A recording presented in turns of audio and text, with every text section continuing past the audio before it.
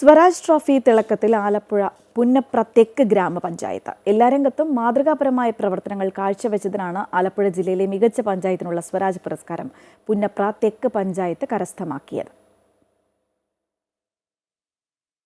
മാലിന്യ സംസ്കരണത്തിനും പൊതുവിദ്യാഭ്യാസത്തിന്റെ നിലവാരമുയർത്തുന്നതിനുമടക്കം നടത്തിയ മാതൃകാപരമായ പ്രവർത്തനങ്ങൾക്കാണ് ആലപ്പുഴ ജില്ലയിലെ മികച്ച പഞ്ചായത്തായി പുന്നപ്ര തെക്ക് ഗ്രാമപഞ്ചായത്തിനെ തിരഞ്ഞെടുത്തത്.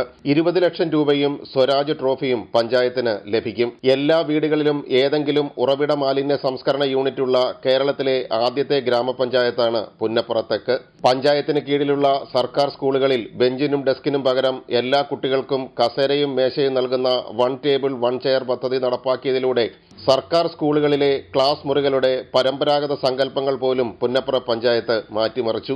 എല്ലാ ക്ലാസ് മുറികളിലും ഒരു കുട്ടിക്ക് ഒരു ടേബിൾ ഒരു chair, one table one chair സംസ്ഥാനത്ത് ആദ്യമായി നടപ്പിലാക്കിയതും സമ്പൂർണ്ണമായി നടപ്പിലാക്കിയ പഞ്ചായത്താണ് ഞങ്ങളുടേത്. അതിദാരിദ്ര്യം ഇല്ലാതാക്കുന്നതിന്റെ ഭാഗമായി മൈക്രോപ്ലാൻ പദ്ധതി നടപ്പിലാക്കി. ജലജീവൻ പദ്ധതിയിലൂടെ 99% ആളുകൾക്കും ശുദ്ധജലം എത്തിച്ചു. പഞ്ചായത്തിന് കീഴിലുള്ള 5 അംഗനവാടികൾ ശീതീകരിച്ചു.